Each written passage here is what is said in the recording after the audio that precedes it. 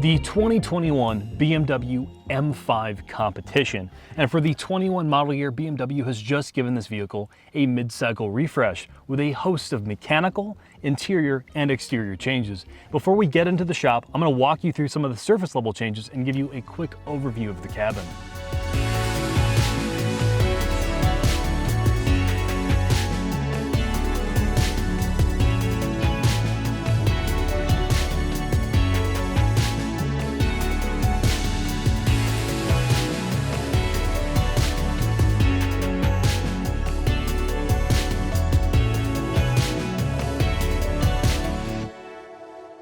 On the interior and exterior front, BMW has given this some subtle modifications for the 21 model year refresh. So subtle that if you're not a BMW loyalist, you may not notice. Most notably, the front and rear fascias are all new for this model year. And thankfully, they have not given this the bucktooth treatment found on the M3 and M4. This is still a relatively classic styled BMW. I'm forever grateful for that. I will say this, if you're someone like Mark, and this is a theme that's going to carry over to the interior, you may not think this is special enough looking, particularly for the price point, but for me, I like the more subtle approach to this car. So with that said, let's talk about the cabin.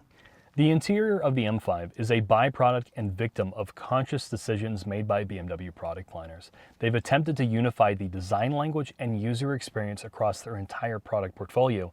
So whether you're in a 1 Series, 5 Series, or 7 Series, they all feel and look largely the same, at least from a overall perspective. That has the unintended consequence of stripping away some of the specialness found in their higher end products like this M5. They do a good job in addressing the material choice. It's exactly what you're expecting in a car like this. Everything's covered in leather, the carbon fiber and aluminum is excellent, the noise floor is nice and low, and the suede headliner still feels superb.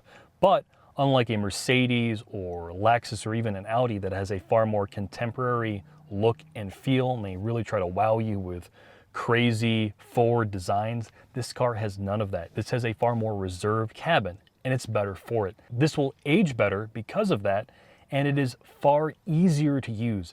iDrive is probably the best infotainment system offered in a premium car, and there's a couple of reasons for that. One, they've stuck with it for a long time, revising it constantly. And the second is it's straightforward. You have two ways to interact with it: the D-pad and touch controls on the screen, and they both work great. The menu structure is easy to jump through, and once again, they've updated it for the 21 model year, which now has over-the-air updates. From an ergonomics perspective, this is exactly what you're expecting, and this is what we've already covered. All of the rest of this is a carryover from other cars. There's a ton of great storage, the seats are excellent, you have great visibility, the rear seats are great, and it's got a huge trunk. The strengths of the 5 Series are still retained with this car. So with that said, let's head into the shop. So Mark, we're underneath the updated F90 M5. This is a competition model, and it is fully loaded. I think its sticker price is $135,000, which is an astronomical amount of money.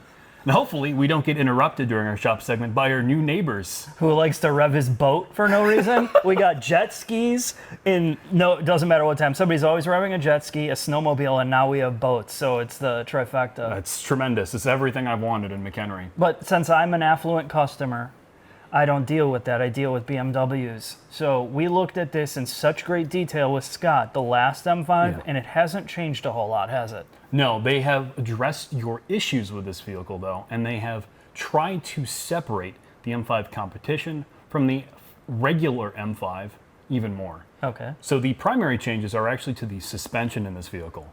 So in the front and the rear, they revised the dampers altogether. So it has all new shocks, and the spring rates have changed as well. They are still 10% stiffer front and rear than the base M5, but the new dampers have been tuned to be far more comfortable on the highway, and it is something that is very noticeable. Yeah, so I will say that, but that was probably my biggest complaint about the competition, and again, it's one of the reasons why I wouldn't consider this car if I had that money and I was a BMW person. Now, it's more like a regular 5 Series on the highway, and then when you want to drive like a monkey, you can go into a firm setting that doesn't break your teeth. It doesn't like transmit so much vibration and harshness into the cabin where you don't want to be in it. This is great in pretty much every condition. It's hard to envy the engineers, right? They have this impossible task. They need it to be a limo and somehow perform like a supercar on a racetrack, which this is attempting to do, and for the most part, for a regular person, it succeeds. Again, the biggest thing this generation M5 tried to address over the prior generation is traction. This is the first M car that allowed the front wheels to be disconnected, but this is all-wheel drive most of the time.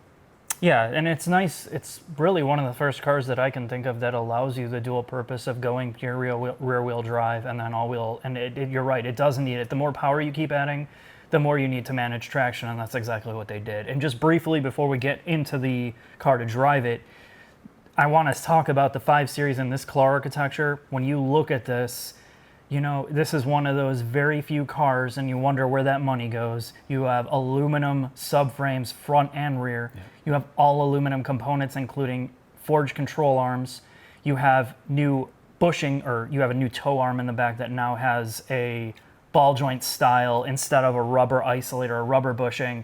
This looks every bit of the price tag. Yeah, it's very impressive, and this is where the money is going. Whether you see value in it or not, or if there is a value proposition, I'm not here to debate it, but this is where BMW is putting their resources from an engineering perspective. Last thing to talk about, the gearbox. We don't really mention it much in our drive segment. It's a ZF 8-speed. It has programmable settings, so you can change the shift intensity, which is unique for BMW with their ZFs, and it is amazing. The takeaway of this car from a mechanical perspective, this is about the most technically proficient and well-engineered and amazing car on the planet for a sedan. Yeah, you're getting a 617 horsepower, twin-turbo, 4.4-liter V8 that puts all of its power down all of the time, returns reasonable fuel economy. And it's easy to drive, yes, as we're going to talk about when we hit this thing on the road, Jack. All right, Mark, let's do it.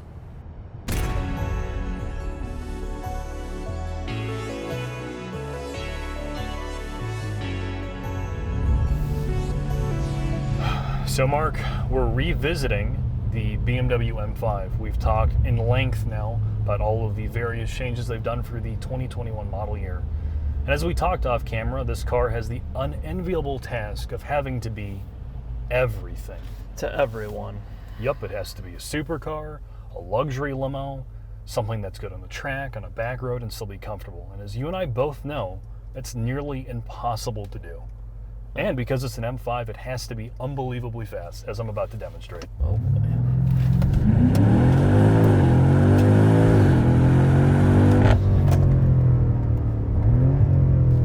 And I think it's safe to say, Mark, it achieves that. This thing's an absolute rocket ship. And if you're the man or woman who is late all the time, you need to get to your business meetings in absolute comfort and hit those triple-digit numbers, you can do that in this car. I don't think I've been in a car other than this. Maybe like that Audi we just got out of, the RS6, where you're just like, it's so fast, but you don't feel anything. It's like, you know you're going fast, but it lacks the drama of something like when we tore up the road in the 458, or like the Durango Hellcat. You're like, wow, I want it. And this is just like, I'm going really fast. I think what they've managed to do with this car, and I know this was a goal of theirs, is they kind of democratized your ability to access performance. Not in price, but right, in skill level. You can be a less talented driver, and I don't mean this talking down to anyone. If you're a busy person, if you can afford something like this, you're going all the time, and you may not have the time to refine your skills at a track. This car gives you everything all the time. No, it makes it easy to go insanely fast, and it feels like you have superpowers driving this, and it will mask and take care of a lot of the driving mistakes, and that's part of having a high horsepower car like this. I watched an interview with Akio Toyoda in Japan. It was all in Japanese, and he talked about he loves driving, and he has put a ton of effort into skill, but his ability does not match that of the consumers buying his cars. So his driving sensors, if he built the car around his ability to drive, then it would make it unsafe, right? So the part is, when you're mass producing hundreds of thousands of cars, there's a liability factor of making something like this super loud, super edgy, and they've got rid of all of that here. This is just feels like a complete and utter synthesis or approximation or a simulation driving this car, but everything that they've done to get you to this point is crazy. Yeah, and it's also counterproductive, right? You know, you can't get a car to get body control of a dedicated sports car and also ride properly. And they really did fix that in this car with the changes we talked about in the shop. But it's still it's a hard car to logically justify, particularly when you think of the price. And they have tried to make this thing fun, like I'm about to demonstrate. It will go sideways in drift mode. You know, it has a lot of the theater, or at least it's trying to put in some of the theater that you'd want in a car like this. It's not for someone like you or I, right? This car is meant for the man or woman, and they don't have the time to drive a more dedicated sports car in their off hours. This takes the stress away of a lot of the harder edge sports cars. They fixed the ride here. That was my biggest complaint about this car when we drove the competition. It drove me so nuts that I'm like, just buy the cheaper 5 Series with the V8 because you don't get beat up. So now you don't get beat up in the competition. So now you get the extra horsepower, the prestige of the badge, and a car that doesn't look completely hideous on the outside. So to me, transmission performance is unrivaled, really, in this segment. It is, when you drove it for like 2 minutes, I'm like, I couldn't believe it was a torque converted automatic. It is so fast and so smooth. It's mind-blowing what they managed to do with the ZF engineers to get this thing to basically be as good as a dual clutch in speed and not have any of the drawbacks when you're traffic. It creeps fine, doesn't do any weird herky-jerky stuff. It does lack some character though, with like the hard-edged smacking that the SMG but I mean that's just torque converters in general. I mean they give it the ability to go fast and smooth, and that's exactly what you want in a luxury like sports car like this or supercar. I think to me, engine performance, trans performance, braking performance, and overall handling and the ability of its all-wheel drive system to put power down in any circumstance, the fact that this will roast 99.9% of cars from 0 to 100, including exotics, says all you need to say about the capability of this. But there's still a but, and it's the BMW and German but for me. I get in a lot of these cars that have a lot more character, albeit a little bit flawed, like the LC500, the Hellcats we got out of. You get out of the driver's seat or passenger seat with a smile on your face. With this car, it lacks so much in its quest to refine everything that I just feel ambivalent, even though it's amazing in every single regard. I just don't look back at it when I get out of it. I don't think about it. It's just so perfectly smoothed out. I don't disagree with you, right? Character in cars is like a car to be memorable comes often from the fact that there's something inherently flawed in its character.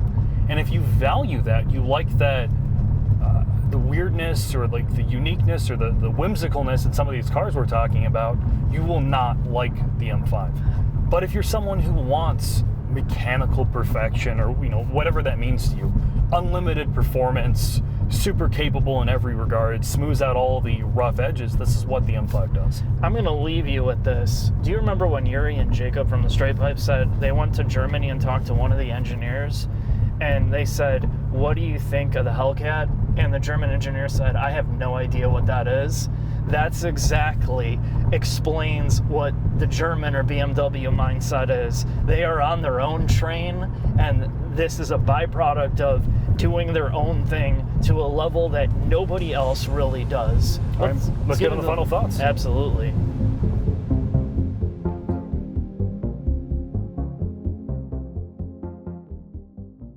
Final thoughts on the M5 competition.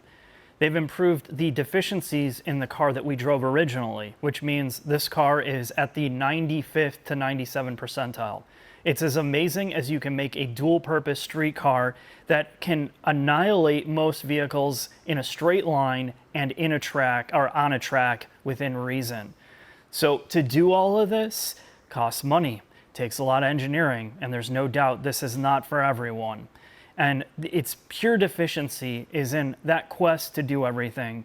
It is one of the most soulless vehicles I've ever driven. And you would think something with this much horsepower, this much technology and prowess would put a grin on your face every time you drive it. And I've just felt completely ambivalent driving this thing. Its lack of character is such a big issue for something at this price point. However, if you're looking for that no drama experience that is going to basically do everything that a supercar does in a sedan, you're going to love this thing. And if you're a BMW person, you better wipe the drool off your face, because this one's going to be in your garage for sure. Thanks for watching. I'll see you next time.